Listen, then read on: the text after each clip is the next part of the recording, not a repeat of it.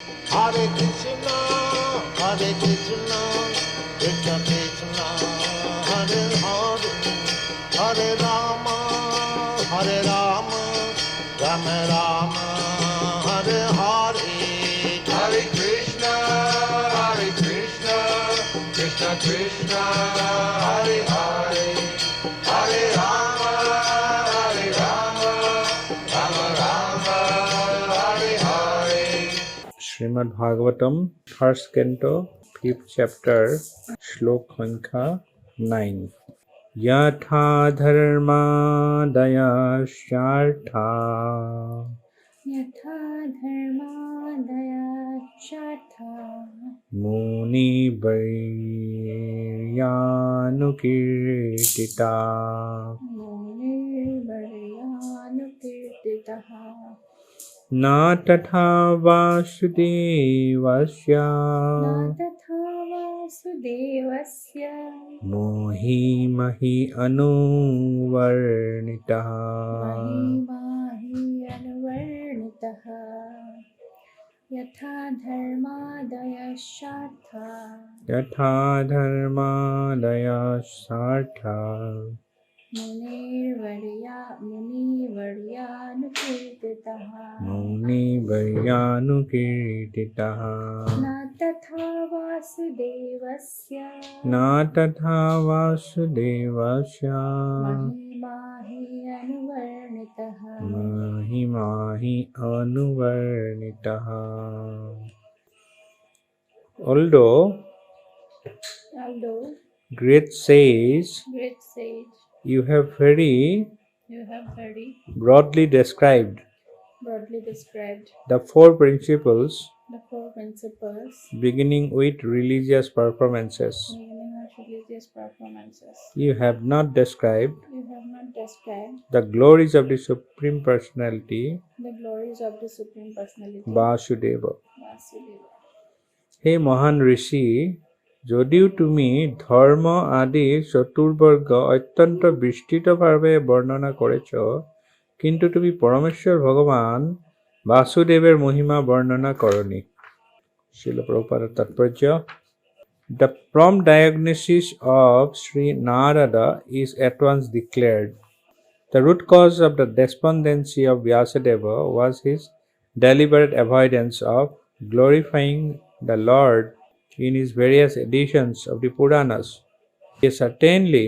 as a matter of course, given descriptions of the glories of the Lord Sri Krishna, but not many as given to religiosity, economic development, sense gratification, and salvation. These four items are by far inferior to engagement in the devotional service of the Lord. Sri Vyasadeva, as authorized scholar, knew very well the difference, and still, instead of giving more importance to the better type of engagement, namely devotional service to the Lord, he had more or less improperly used his valuable time, and thus he was despondent.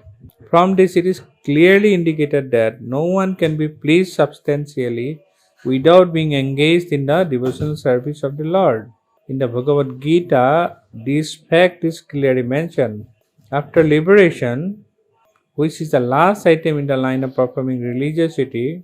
one is engaged in pure devotional service. This is called the stage of self-realization or the Brahmabhuta stage. After attainment of this Brahmabhuta stage, one is satisfied. But satisfaction is the beginning of transcendental bliss. One should progress by attaining neutrality and equality in the relative world. And passing this stage of equanimity, one is fixed in the transcendental loving service of the Lord. This is the instruction of the personality of Godhead in the Bhagavad Gita. The conclusion is that in order to maintain the status quo of the Brahmabhuta stage, as also to increase the degree of transcendental realization, Narada recommended to Vyasadeva that he should now eagerly and repeatedly describe the path of devotional service. This would cure him from gross despondency. Namam Vishnu Padaya Krishna Prasthaya Bhutale Shrimate Jayapataka Swaminiti Namine Namo Acharya Padaya Nitai Kripa Pradayine Gaurakatha Dhamadaya Nagara Gramatarine Namo Vishnupadaya Krishna Prasthaya Bhutale Srimate Bhaktivedanta Swaminiti Namine Namaste Saraswate Devi Gauravani Vacharine Nirvishesha Sunnavadi Pasatade Satarine Mukhaṁ karoti vācālam Pangum langhite girim Yatkripatamaham vande Sri Guru Dinatarinam Paramananda Madhavam Sri Chaitanya Isharam Hari Om Tatchat ইয়াত ব্যাসদেৱৰ যিটো বেমাৰ হৈছিলে কিহৰ বেমাৰ বিষণ্ণতা dissatisfaction অসন্তুষ্টি তাৰ ডায়াগনোসিসটো ৰোগ নিৰ্ণয় কোনে কৰি দিলে পটককে নাৰদ মুনিয়ে কৰি দিলে আমি যোৱাকালি চৰ্চা কৰিছিলোঁ নাৰদ মুনি হৈছে শুদ্ধ পৰম ভাগৱত মহাভাগৱত শুদ্ধ ভক্ত হোৱাৰ কাৰণে নাৰদ মুনি বায়ুৰ নিচিনাকে প্ৰত্যেকৰ হৃদয়ত প্ৰৱেশ কৰিব পাৰে আৰু সূৰ্যৰ জ্যোতিৰ নিচিনাকে তেওঁ সমগ্ৰ বিশ্ব ব্ৰহ্মাণ্ড তেওঁ ঘূৰি থাকিব পাৰে ভ্ৰমিব পাৰে কেনেকৈ ভ্ৰমিব পাৰে তেওঁৰ যিটো দেহ সেইটো হৈছে ট্ৰান্সেন্ডেন্টেল বডি সিদ্ধ দেহ যিসকল সাধক যোনে ভগৱানৰ ভক্ত শুদ্ধ ভক্তিত থাকে তেওঁলোকৰ দেহটো দেখাত যদিও আমাৰ জড়জাগতিক দৃষ্টিত মেটেৰিয়েল যেন লাগে জড়জাগতিক দেহ যেন লাগে জড় দেহ যেন লাগে কিন্তু প্ৰকৃতাৰ্থত যিসকলৰ অপ্ৰাকৃত দিব্য দৃষ্টি আছে তেওঁলোকে উপলব্ধি কৰিব পাৰে যে তেওঁলোকৰ দেহ আচলতে চিন্ময় মেটেৰিয়েল নহয় প্ৰভুপাদে উদাহৰণ দিছিলে লোহা এডাল জুইত যদি ভৰাই থৈ দিওঁ জুইৰ সংগ পাই পেলাই লোহাডাল লাহে লাহে গৰম হ'বলৈ আৰম্ভ কৰে ৰঙা হ'বলৈ আৰম্ভ কৰে জুইৰ যিবিলাক গুণ আছে সেই গুণবিলাক ল'বলৈ আৰম্ভ কৰে আৰু এই লোহাডাল শেষত জুই নিচিনাকে কাম কৰিবলৈ লয় তেতিয়া লোহা হৈ নাথাকে ঠিক তেনেদৰে জড়জাগতিক দেহ ইন্দ্ৰিয় আমি যদি ভগৱানৰ দিব্য সেৱাত নিয়োগ কৰোঁ নিৰন্তৰভাৱে তেন্তে লাহে লাহে ভগৱান যিহেতু চিন্ময় লাহে লাহে ভগৱানৰ সেই গুণবিলাক ল'বলৈ আৰম্ভ কৰে আৰু ক্ৰমান্বয়ে শেষত সেই দেহটো ইন্দ্ৰিয়বিলাক সম্পূৰ্ণৰূপে পিউৰিফাইড হৈ এই জড়জাগতিক দেহটোকৈ চিন্ময় স্তৰলৈ উন্নীত হৈ যায় যে প্ৰভুপাদে যিটো বুজাইছিলে আমাক সেই লোহাডাল যেনেকৈ লোহাডালে জুইৰ নিচিনা কাম কৰে সেই লোহাডাল ক'ৰবাত লাগিলে জ্বলি যাব জুইৰ গুণবিলাক আহৰণ কৰি লয় ঠিক একেদৰে কোনোবাই যদি ভক্তি জীৱনত থাকে তেন্তে ভক্তিমূলক সেৱাত যদি নিৰন্তৰভাৱে থাকে তেন্তে দেহটো পৰিৱৰ্তন হৈ যায় ভগৱানৰ দেহটো কেনেকুৱা গীতাত কৈছে ভগৱানৰ কৃষ্ণৰ বিষয়ে কোনোবাই যদি জানিব পাৰে জন্ম কৰ্মৰ বিষয়ে তেন্তে তেওঁ কি হৈ যায় তেওঁ এই দেহটো ত্যাগ কৰাৰ পিছত এই পৃথিৱীত ঘূৰি আহিব নালাগে জন্ম কৰ্মে স্বামী দিব্যম তেওঁৰ এই পৃথিৱীত যোনে গম পালে তেওঁৰ ঘূৰি আহিব নালাগে অৰ্থটো হ'ল কোনে গম পাব এতিয়া ভগৱানৰ দেহৰ স্বৰূপটো কি সচ্চিদানন্দ বিগ্ৰহ ঈশ্বৰ পৰম কৃষ্ণ সচ্চিদানন্দ বিগ্ৰহ আদিৰ গোবিন্দ সৰ্বকাৰণ কাৰণম তেওঁ ঈশ্বৰ সচ্চিদানন্দ বিগ্ৰহ ঈশ্বৰৰ স্বৰূপ সেই সচ্চিদানন্দ স্বৰূপ মানে কৃষ্ণ গোলোক বৃন্দাবনত যদি কোনোবা ঘূৰি যাব লাগে তেওঁৰ এই জড় দেহটো লৈ পেলাই আমি তাতে প্ৰৱেশ কৰিব নোৱাৰোঁ যেনেকৈ মাছবিলাকে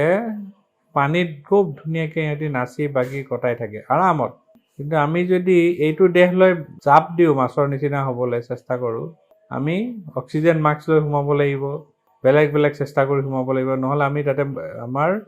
আমাৰ যন্ত্ৰণা বাঢ়িব। ঠিক একেদৰে মাছটোক যদি আমি ওপৰলৈ উঠাই লৈ আনো আৰু একে অৱস্থা হ'ব। সেই মাছটোক আনি যদি আমি 5 ষ্টাৰ হোটেলৰ বিচনাটো শুৱাই থৈ দিওঁ, খুৱাই বুৱাই, মাছটোৱে চটফটাই থাকিব। মাছ পানীত যদি আমি থাকিব লাগে তেন্তে সেই পানীত থকাৰ উপযোগী সেই দেহটো আমাৰ থাকিব লাগিব। তেতিয়া যদি আমি মাছ হওঁ, মাছৰ দেহত প্ৰৱেশ কৰিব পাৰোঁ, তেন্তে আমি পানীত ঘূৰি থাকিব পাৰোঁ। ঠিক একেদৰে কোনেও এই জড় দেহটো লৈ পেলাই, যাৰ জড় দেহ আছে, এই দেহটো লৈ পেলাই কোনেও চিন্ময় ধামলৈ ঘূৰি যাব নোৱাৰে। অৱশ্যই এই দেহটো চিন্ময় বা সচ্চিদানন্দ স্বৰূপ হ'ব লাগিব। এই সচ্চিদানন্দ স্বৰূপটো প্ৰাপ্ত হোৱাৰ কাৰণে প্ৰধান ৰাস্তাটো কি হৈছে? ভগৱানৰ নিৰন্তৰ সেৱাত থকাটো। সেইটো হৈছে কৃষ্ণ ভাৱনাময়। কৃষ্ণ কনচিয়াছনেছত থকাৰ কাৰণে ভক্ত সংগত থাকি নিৰন্তৰ হৰি নাম ল'ব লাগিব। হৰে কৃষ্ণ কৃষ্ণ কৃষ্ণ হৰে হৰে, হৰে ৰাম ৰাম হৰে হৰে, হৰে কৃষ্ণ কৃষ্ণ কৃষ্ণ হৰে হৰে, হৰে ৰাম ৰাম ৰাম হৰে হৰে। ইয়াত নাৰদ মুনি কৈছে যে আপুনি সেই মহান ঋষি, আপুনি আপোনাৰ যিমান গ্ৰন্থ লিখিলে এতিয়ালৈকে বৈদিক শাস্ত্ৰ, তাত আপুনি কেনেকৈ ধৰ্ম, অৰ্থ, কাম আৰু মোক্ষ এই চাৰিটাৰ ওপৰতে বেছি আপুনি গুৰুত্ব প্ৰদান কৰিলে। তাত ভগৱানৰ বিষয়ে আপুনি ভগৱানৰ মহিমা, ভগৱান বাসুদেৱৰ মহিমা আপুনি বৰ্ণনা কৰা নাই। আৰু যিহেতু আপুনি বৰ্ণনা কৰা নাই, সেইকাৰণে সেইটোৱে হৈছে বৰ্ণনা নকৰাৰ কাৰণে, মহিমা বৰ্ণনা নকৰাৰ কাৰণে আপোনাৰ সেইটো ইচ্ছাকৃত অৱহেলা হৈছে। আৰু সেইকাৰণে আপোনাৰ সেই যিটো আপুনি আনন্দ পোৱা যায়, চিন্ময় আনন্দ, সেইটো প্ৰধান কাৰণ, তাৰ প্ৰধান কাৰণ হৈছে সেইটো। তেওঁ বিষাদগ্ৰস্ত হৈ গৈছিল। কাৰণ তেওঁৰ প্ৰভুপাদে তাৎপৰ্যত লিখিছে যে ব্যাসদেৱে যদিও ভালকৈ জানিছিল, তেওঁ ভগৱত ভক্তিৰ ওপৰত গুৰুত্ব আৰোপ নকৰি পেলাই তেওঁ প্ৰভুপাদে লিখিছে যে তেওঁৰ মহামূল্যৱান সময় অপচয় কৰিছিল আৰু সেইবাবে তেওঁ বিষাদগ্ৰস্ত হৈ পৰিছিল। ইয়াত প্ৰভুপাদে স্পষ্টভাৱে লিখিছে যে পৰমেশ্বৰ ভগৱানৰ প্ৰেমময়ী সেৱাত কোনোবা যদি যুক্ত হৈ নাথাকে, কেতিয়াও যথাযথভাৱে তেওঁ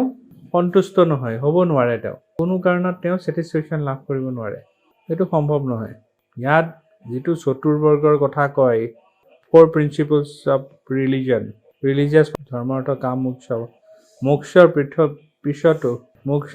পিছত কি হয়? আত্ম উপলব্ধিৰ স্তৰ আহে। আত্ম উপলব্ধিৰ স্তৰ, চেল্ফ ৰিয়েলাইজেশ্যন।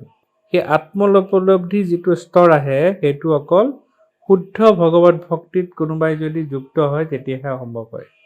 নহ'লে সম্ভৱ নহয়। কাৰণ এই জড় দেহটো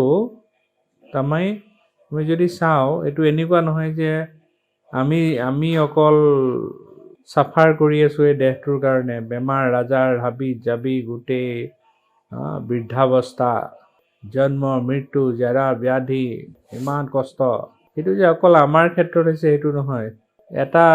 কুকুৰৰ ক্ষেত্ৰতো একেটাই হৈ আছে। কোনোবা এজন যদি ৰজা আছে, সেই মহাৰাজৰ ক্ষেত্ৰতো একেটাই। সেই কাৰণটো হৈছে পৃথিৱীখন, এই গোটেই এইখন কি হৈছে? এইখন জড়জাগতিক বিশ্বব্ৰহ্মাণ্ড। সেই বিশ্বব্ৰহ্মাণ্ড গোটেই আমি য'তেই যাওঁ, যিভাৱে আমি জন্মগ্ৰহণ নকৰোঁ, আল্টিমেটলি আমি চাফাৰ কৰিবই লাগিব। তাত কোনো ৰাস্তা নাই। আমি কেতিয়াও দেখা নাপাওঁ যে কোনোবা যিবিলাক পশু পক্ষী আছে, তেওঁলোকে বহিবলৈ একদম তপস্যা কৰি আছে, যে আমি একদম ধৰ্মাত্মা হৈ গৈছোঁ, আমি তপস্যা কৰি আছোঁ, আমি ভগৱানৰ দিব্য সেৱা কৰি আছোঁ। এক্সেপশ্যন আছে তাত, কিন্তু সাধাৰণতে দেখা নাযায়। তেওঁলোকৰ কাৰণে আহাৰ নিদ্ৰা ভয় মৈথুন, এই 4টাৰ ভিতৰতে তেওঁলোক সোমাই থাকে, জীৱ জন্তু যিমান আছে। আৰু যদি মনুষ্য শৰীৰ পোৱাৰ পিছতো, মানৱ দেহ পোৱাৰ পিছতো যদি আহাৰ নিদ্ৰা ভয় মৈথুনৰ সোমাই থকা যায়, তেন্তে সেইটো এটা, প্ৰভুপাদে বাৰে বাৰে কৈছিল, এইটো 4-legged এনিমেল, 4 legged animal আৰু 2 legged animal আমি মানে মনুষ্যৰ শৰীৰত থাকি আমি কামবিলাক আমি পশুৰ নিচিনাই কৰি আছো এনিমেলিষ্টিক সোসাইটি এখন চিভিলাইজ সোসাইটি নহয় যদিহে কোনোবাই ভগৱত সেৱাৰ প্ৰতি ৰতি জন্মা নাই হৰি হৰি বিফলে নাম গুণাইনো মনুষ্য জন্ম পায়া রাধা কৃষ্ণ না ভজিয়া মনুষ্য জন্ম পায়া রাধা কৃষ্ণ না ভজিয়া জানিয়া শুনিয়া বিষ খাইনো জানিয়া শুনিয়া বিষ খাইনো আমি বিফলে জনম গঙাইনো আমি বিফলে জনম গঙাইনো মনুষ্য জন্ম পায়া ৰাধা কৃষ্ণ না ভজিয়া যদি ভগৱানক আমি মনুষ্য জন্ম পোৱাৰ পিছতো আমি ভজনা নকৰিলো আমাৰ গোটেই জীৱনটো বিফলে গল এনেই গল জানিয়া শুনিয়া বিষ খাইনো জানি শুনি আমি কি কৰিলো বিষ পান কৰিলো আমি বিষ পান কৰিলো কৰ্মকাণ্ড জ্ঞানকাণ্ড কেৱল বিচেৰ ভাণ্ড এইবিলাক ভক্তিজনত কোৱা হয় যে এইবিলাক বিচেৰ ভাণ্ড বুলি কৈছে অমৃত নহয় অকল পয়জন সিম্পলি পয়জন যেতিয়ালৈকে কোনোবা ভক্তি জীৱনত অহা নাই আত্ম উপলব্ধিৰ চেষ্টা কৰা নাই আৰু কোনোবাই যদি শুদ্ধ ভক্তিত তেওঁ প্ৰৱেশ কৰিলে সেই ষ্টেজটো তেওঁৰ কোৱা হয় কি ষ্টেজ এইটো ব্ৰহ্মভূত প্ৰসন্নাত্মা না সুচতি না কঞ্চতি ব্ৰহ্মভূত প্ৰসন্নাত্মা এই আত্মা উপলব্ধি ব্ৰহ্মভূত ষ্টেজ এইটো কোনটো ষ্টেজ ব্ৰহ্মভূত যিটো শুদ্ধ ভগৱত ভক্তিত যুক্ত হ'ব পাৰে আৰু এই প্ৰভুপাদে কৈছে যে এই ব্ৰহ্মভূত স্তৰত যেতিয়া অধিষ্ঠিত হয় তেতিয়া জীৱবিলাকে যথাৰ্থভাৱে প্ৰসন্ন হয় সেকেন্ড কোনো অপশ্যন নাই আত্ম উপলব্ধিৰ কাৰণে যেতিয়া জীৱবিলাক ব্ৰহ্মভূত অৱস্থাটো পায় তেতিয়া তেওঁ প্ৰসন্ন যিটো আনন্দৰ দিব্য আনন্দৰ এইটো স্তৰটো লাভ কৰে কিন্তু প্ৰভুপাদে হলেও কৈছে যে ইয়াত তাৎপৰ্যত কৈছে যে যদিও দিব্য আনন্দৰ স্তৰটো লাভ কৰে সেই ষ্টেজটোত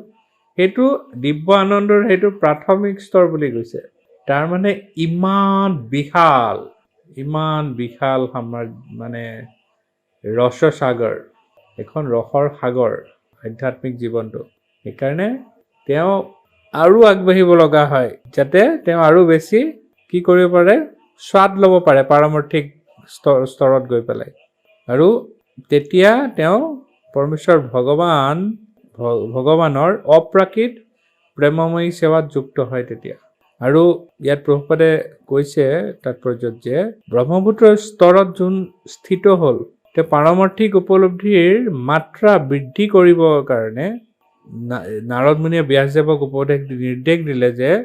ব্যাসদেৱৰ কৰ্তব্য হৈছে যে ঐকান্তিক নিষ্ঠা সহকাৰে বাৰে বাৰে তেওঁ ভগৱত ভক্তিৰ পন্থা বৰ্ণনা কৰিব লাগে আৰু তেওঁৰ কাৰণে সেইটো ৰিমেডি সেইটোৱে হৈছে মহৌষধ দৰৱ যাৰ ফলত ব্যাসদেৱৰ কি হ'ব প্ৰবল যি বিষাদ হৈছে সেই বিষাদগ্ৰস্ততা কি হ'ব নাশ হৈ যাব নাইকিয়া হৈ যাব মেডিচিনটো কি দিলে নাৰদ মুনিয়ে পৰমাৰ্থ উপলব্ধিৰ যিটো মাত্ৰা সেইটো যদি বৃদ্ধি কৰিবৰ কাৰণে নাৰদ মুনিয়ে উপদেশ দিলে যে ব্যাসদেৱক যে তেওঁৰ এইটো কৰ্তব্য হৈছে যে ঐকান্তিক নিষ্ঠা সহকাৰে বাৰে বাৰে তেওঁ ভগৱত ভক্তিৰ পন্থা বৰ্ণনা কৰিব লাগে আৰু যদি পন্থা বৰ্ণনা নকৰে তেন্তে তেওঁৰ বিষাদগ্ৰস্ততা দূৰ নহয় আৰু প্ৰভুপাদে ইয়াত স্পষ্টভাৱে কৈছে যে যেতিয়ালৈকে ব্ৰহ্মভূত ষ্টেজত নাহে তেতিয়ালৈকে ব্ৰহ্মভূত প্ৰসন্নাত্মা আমাৰ আত্মাটো চিন্ময় আত্মা প্ৰসন্ন হৈ যায় তাত প্ৰকৃত আনন্দ উপলব্ধি কৰিব পাৰে তাৰ পৰা আৰু আগবাঢ়িব বহুত থাকে কিন্তু ব্ৰহ্মপুত্ৰ ষ্টেজত এতিয়া ব্ৰহ্মপুত্ৰ ষ্টেজত আহিবৰ কাৰণে কি কৰিব লাগিব আমাৰ দায়িত্ব কি আছে যে আমি যিসকল ব্ৰহ্মপুত্ৰ ষ্টেজত আছে যিসকল মহাভাগৱত মহান বৈষ্ণৱ সাধু তেওঁলোকৰ কৃপা ল'ব লাগিব সাধুসকলে যিসকল মহাত্মা সাধু তেওঁলোকে সদায় কৃপা ডিষ্ট্ৰিবিউট কৰিবলৈ ৰখি থাকে বৰ্ষণ কৰিবলৈ ৰখি থাকে কিন্তু তেনেকুৱা ভক্ত সংগ কৰিব লাগিব ভক্ত সংগ খুব বিৰাট ইম্পৰ্টেণ্ট সবতকৈ ইম্পৰ্টেণ্ট ভক্তি জীৱনৰ কাৰণে ভক্ত সংগৰ পৰা যিমান আঁতৰি থাকিব ভক্তি জীৱনৰ মাত্ৰাটো কমি যোৱাৰ চান্স বহুত কম থাকে বেছি থাকে কাৰণ ইমান ষ্ট্ৰং মায়া কোনোবাই কৃষ্ণ ভাৱনামৃত আন্দোলনত জড়িত হোৱা মানে তেওঁ এজন কি সেনানী হৈ যায় তেওঁ এজন সেনানী হৈ যায় চলজাৰ তেওঁ কিহৰ চলজাৰ মায়াদেৱীৰ এগেইনষ্টত যুদ্ধৰ কাৰণে চলজাৰ তেওঁ সেনানী এজন মায়া ইমান ষ্ট্ৰং সেই সেনাবিলাকক কেনেকৈ অঁতাৰাব পাৰি ভক্তি জীৱনৰ পৰা সেইটো মায়াদেৱী সদায় চেষ্টা কৰি থাকে মায়াদেৱী চেষ্টা কৰি থাকে বিভিন্ন টেষ্ট কৰে এইফালে মায়াদেৱী টেষ্ট কৰে এইফালে ভগৱানে টেষ্ট কৰে যাৰ যিটো লেভেল যোন যি লেভেলত থাকে সেই লেভেল অনুযায়ী ভগৱানে টেষ্ট কৰে চিম্পল কথা কোনোবাই যদি মেট্ৰিক পৰীক্ষা দিয়াৰ কাৰণে তেওঁ প্ৰিপেৰেশ্যন কৰিছে মোৰ মেট্ৰিক পৰীক্ষা আছে 3 মাহৰ পিছত ধাম ধুম পঢ়া শুনা কৰিছে পৰীক্ষাত গ'ল হলত গ'ল যিখন কুৱেশ্যন পেপাৰ আহিলে সেইখন PhD লেভেলৰ কুৱেশ্যন পেপাৰ মেট্ৰিক পৰীক্ষা দিবলৈ গৈছিল তাত পাই গ'ল PhD লেভেলৰ কুৱেশ্যন পেপাৰ পাছ কৰিব নে ফেইল কৰিব এখন দেখা পাই নাৰ্ভাছ হৈ যাব গতিকে যোন মেট্ৰিক দিবলৈ গৈছে তেওঁ মেট্ৰিকৰ কুৱেশ্যন পেপাৰে দিব আৰু যোন PhD লেভেলৰ ষ্টুডেণ্ট তেওঁক সেইমতে PhD লেভেল বা PG লেভেলৰ কুৱেশ্যন পেপাৰ দিব যাৰ যিটো যোগ্যতা এলিজিবিলিটি সেইমতে টেষ্ট কৰে ভগৱানৰ টেষ্টবিলাকো তেনেকুৱা যোন অলপ ভক্তি জীৱনত অলপ আগবাঢ়িছে তেওঁক অলপ বেছি টান পেপাৰ দি দিয়ে আৰু টান আৰু মানে আগবাঢ়িছে আৰু টান পেপাৰ দি দিয়ে ভগৱানে চাই ইয়াৰ মোৰ প্ৰতি বিশ্বাসটো কিমান আছে মোৰ প্ৰতি বিশ্বাস কিমান আছে মোৰ ওপৰত সঁচাকৈ শৰণাপন্ন হৈছে নে নাই হোৱা শৰণাগতি চাৰেণ্ডাৰ ভগৱানৰ প্ৰতি কিমান চাৰেণ্ডাৰ কৰিছে আৰু যোন বিশেষ আগবঢ়া নাই ভক্তি জীৱনত তেওঁলোকক টেষ্ট কৰিব সেই হিচাপত টেষ্ট কৰিব ফেইল কৰাবলৈ টেষ্ট নকৰে ভগৱানে টেষ্ট কৰি এইবিলাক চায় আৰু যিমান টেষ্ট কৰে তেতিয়া যিসকল ভক্ত তেওঁলোকে সেইটো ভগৱানৰ কি বুলি লয় আশীৰ্বাদ বুলি লয় ভগৱানৰ কৃপা বিশেষ কৃপা এইকাৰণে বিশেষ কৃপা বুলি লয় কাৰণ তেওঁৰ সেই সময়টোত যেতিয়া টেষ্ট কৰে তেওঁ ভগৱানক আৰু ভালকৈ স্মৰণ কৰিবলৈ সুবিধা পায় কুন্তি দেৱীয়ে কি বুলি কৈছিল কৃষ্ণক যেতিয়া কুৰুক্ষেত্ৰ যুদ্ধ হৈ গ'ল চব হৈ গ'ল কৃষ্ণ যেতিয়া যাব বিচাৰিছে কুন্তি দেৱীয়ে কৈছে যে তোমাৰ আমাৰ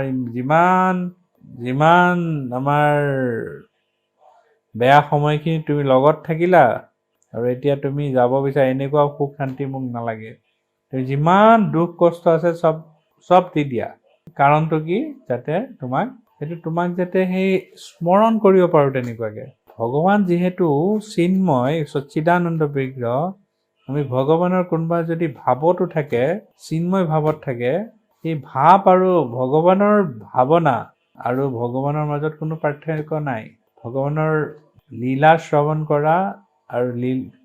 স্বয়ং ভগৱানৰ মাজত পাৰ্থক্য নাই ভগৱানৰ প্ৰসাদ আৰু ভগৱানৰ মাজত পাৰ্থক্য নাই ভগৱানৰ নাম দিব্য নাম আৰু ভগৱানৰ মাজত পাৰ্থক্য নাই গতিকে আমি ভগৱানৰ সেইকাৰণে বহুতে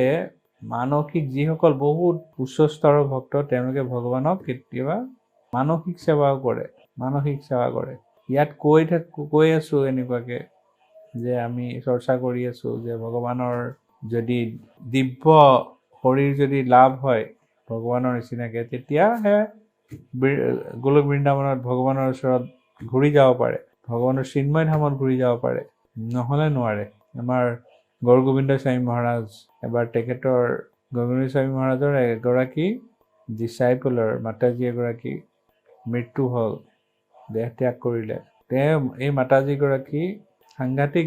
গৰুৰ লগত বহুত এটেচমেণ্ট আছিলে গৰুক বহুত সেৱা কৰে চব কৰে এনি টাইম গৰুৰ লগত থাকে যেতিয়া মাতাজীগৰাকী যেতিয়া শ্মশানত লৈ যোৱা হৈছে তেতিয়াও ক'ৰবাৰ পৰা গৰু আহি পেলাই মাতাজীক মৰম কৰি দিছে চেলেকিছে মাতাজীক গোটেই গাত যেতিয়া দেহ ত্যাগ হৈ গ'ল, গোবিন্দ স্বামী মহাৰাজৰ ডিচাইপল ভক্তসকলে পিছত সুধিলে মহাৰাজক পিছদিনা, মহাৰাজ তেওঁতো ইমান সেৱা কৰিলে, গৰু সেৱা কৰিছে, চব কৰিছে, তেওঁৰ ডেষ্টিনেশ্যনটো কি হ'ব এতিয়া, গন্তব্য স্থানটো কি, ক'ত গ'ল তেওঁ, কৃষ্ণলোক গ'ল নে আৰু ক'ৰবাত গ'ল? গোবিন্দ স্বামী মহাৰাজে ক'লে যে মই গৈ পেলাই মই চাই আহিছোঁ, গুৰুৰ দায়িত্ব হৈছে গুৰুৱে যেতিয়া দীক্ষা প্ৰদান কৰে সেই জীৱাত্মাটোক গুৰুৰ দায়িত্ব হৈছে ক'লে লৈ যোৱাটো, কৃষ্ণলোকলৈ ঘূৰাই লৈ যোৱাটো। তেতিয়া গোবিন্দ স্বামী মহাৰাজে কৈছে যে মই গৈ চাই আহিলোঁ, তাই গৈ স্বৰ্গত গৈ গো মাতা হিচাপে জন্মগ্ৰহণ কৰিছে, কিছুদিন তাতে থাকিব, আহি পিছত আকৌ ইয়াত ভক্তৰ ঘৰত জন্ম হ'ব আৰু সেইটো তাইৰ লাষ্ট বাৰ্থ হ'ব। খুব বেছি এটাচমেণ্ট হৈ গৈছিলে। যেনেকৈ আমি জানো ভৰত মহাৰাজ কি হৈছিলে, হৰিণাৰ প্ৰতি এটাচমেণ্ট হৈ গৈছিলে, হৰিণাৰ প্ৰতি সাংঘাতিক এটাচমেণ্ট হোৱাৰ কাৰণে মৃত্যুৰ সময়ত হৰিণাৰ কথা চিন্তা কৰি কি হৈছিলে, হৰিণা হৈছিলে পিছৰ জন্মত। আৰু যি আগৰ জন্মৰ মানে ভগৱানৰ কৃপাত আগৰ জন্মৰ চব মনত আছিলে, সেইকাৰণে গৈ সেই হৰিণাটো অলপ বাকী হৰিণাবিলাকৰ পৰা আঁতৰি থাকে, গৈ পেলাই ভগৱত কথাত শ্ৰৱণ কৰে, ওচৰত ৰৈ পেলাই আশ্ৰমত থাকে। গতিকে গোবিন্দ স্বামী মহাৰাজ তেওঁ যিটো গুৰু সিদ্ধ দেহেৰে ঘূৰি আহিব পাৰে। কাৰোবাৰ যাবলৈ ইচ্ছা আছে নেকি? আমি ফ্লাইটেদি ইফালে যাওঁ, সিফালে যাওঁ, সিফালে যাওঁ, সিফালে যাওঁ, সিফালে যাওঁ, সিফালে যাওঁ, কিন্তু আমি পাহৰি গৈছোঁ আমাৰ নিজৰ অজ্ঞানতাৰ কাৰণে যে আমাৰ সমস্ত শক্তি আত্মা হিচাপে আমাৰ সমস্ত শক্তি আমাৰ হৃদয়ত বিৰাজমান হৈ আছে। আৰু এইবিলাক যিমান পলিউশ্যন আছে, কলুষতা আছে, এইবিলাক যেতিয়া আঁতৰি যাব, তেতিয়া মনটো যিমান ফাষ্ট, এইমাত্ৰ মন ইয়াত আছে, এইমাত্ৰ বোলে মন আছে মই আমেৰিকা নিউয়ৰ্কত বহি আছোঁ, মনটো ইমান জোৰত যাব পাৰে, কিন্তু মনৰ হেৰিয়াতকৈও ফাষ্ট হৈছে পৰমেশ্বৰ ভগৱানৰ অংশ হিচাপে আমাৰ আত্মাটো আৰু ফাষ্ট, মনতকৈও ফাষ্ট। সেইকাৰণে যেতিয়া ভক্তসকলৰ যেতিয়া মৃত্যু হয়, দেহ ত্যাগ কৰে, তেতিয়া ভগৱানৰ ৰথ আহি পেলাই লৈ যায়। ৰথখন কেনেকুৱা দেখাত, গোটেইখন সোণেদি বনোৱা, গল্ডেন ৰথত উঠাই পেলাই লৈ যায়। অজামিলক যেতিয়া নিবলৈ আহিলে ৰথেদি, ফ্ৰেকশ্যন অফ ছেকেণ্ড, সময় নালাগে। ভাগৱতত উল্লেখ আছে অজামিলৰ যিটো দেহ, সেই দেহটো ইয়াত পৰিলে আৰু সম্পূৰ্ণ সেই বৈকুণ্ঠত প্ৰৱেশ কৰাৰ কাৰণে সেই তেনেকুৱা এটা দেহ প্ৰাপ্ত হ'ল, আৰু ৰথত উঠিলে, ৰথত উঠি পেলাই বিষ্ণুদূতে লৈ পেলাই গুচি গ'ল। সেইটো হৈছে মনুষ্য জীৱনৰ চৰম উদ্দেশ্য, যে আমি এইটো দেহত, মনুষ্য দেহত সেইটো এটা ডাঙৰ কথা, এইটো সাধনা কৰি পেলাই আমি চিন্ময়ত্ব, অলৰেডি চিন্ময়, আমাৰ কলুষতা আছে, সেই কলুষিতাবিলাক আঁতৰাই চিন্ময়ত্ব প্ৰাপ্ত হ'ব লাগে ভগৱানৰ সেৱাৰ মাধ্যমত, সাধু গুৰু বৈষ্ণৱৰ মাধ্যমত। আৰু আমি মৃত্যুৰ সময়ত ক'ত ঘূৰি যাব লাগে, সচ্চিদানন্দ বিগ্ৰহ পৰমেশ্বৰ ভগৱানৰ চিন্ময় ধামলৈ। সেই ক্ষেত্ৰত যিহেতু ব্যাসদেৱে লিখা নাই ভগৱানৰ মহিমা, ভগৱত ভক্তিৰ কথা লিখা নাই, সেইকাৰণে অন্তৰে হেৰি পোৱা নাই, ছেটিছফেকশ্যন পোৱা নাই। মনুষ্য জন্মৰ আল্টিমেট উদ্দেশ্যটো হৈছে ভগৱানৰ প্ৰেম লাভ কৰাটো, কৃষ্ণ প্ৰেম। জয় গ্ৰন্থ শ্ৰীমদ ভাগৱত মহাপুৰাণ কি জয়, শ্ৰীল প্ৰভুপাদ কি জয়, Nitai Gaur প্ৰেমানন্দে। Hare Hare Krishna, Krishna Krishna,